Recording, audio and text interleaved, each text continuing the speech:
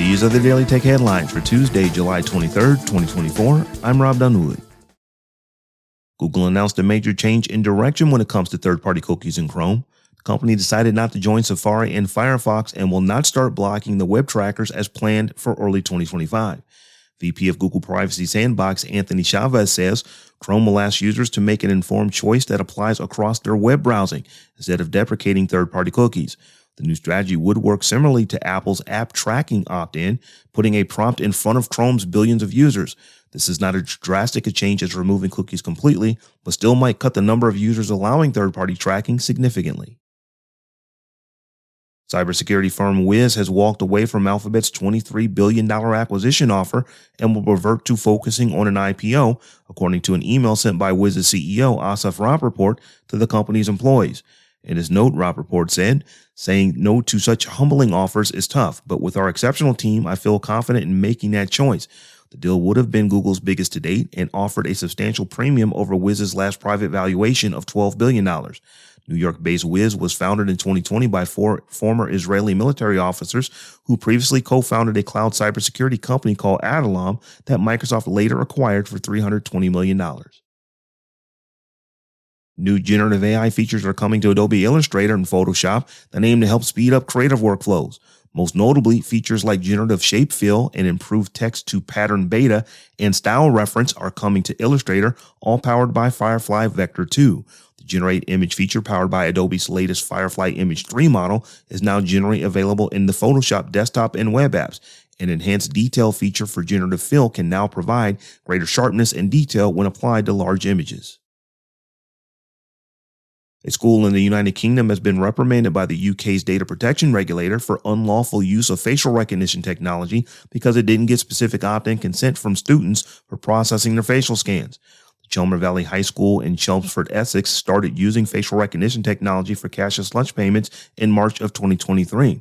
While schools are permitted to use facial recognition, they must first carry out a data protection impact assessment, which Chelmer Valley High School failed to do before introducing the new biometric technology. UK GDPR rule stipulates that children over the age of 13 can provide consent in terms of how their data is processed, which means that the majority of students at the school were unable to exercise their rights and freedoms. An Amazon redesign of the Prime Video interface will make it easier for Prime Video subscribers to find their Prime TV shows and movies.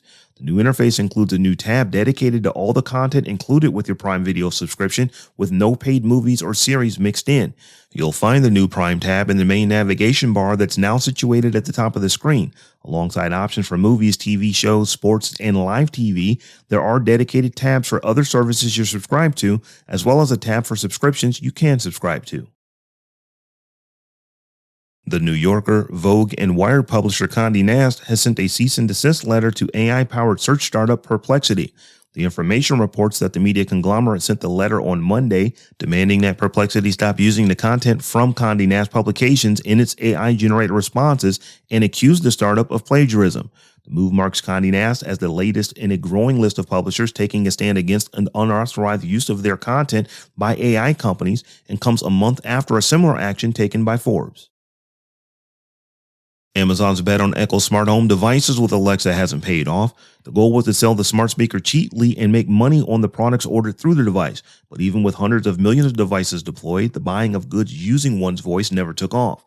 Sources say that Amazon lost $25 billion on its devices between 2017 and 2021, and its plan to sell hardware at a lower price and make money elsewhere hasn't worked.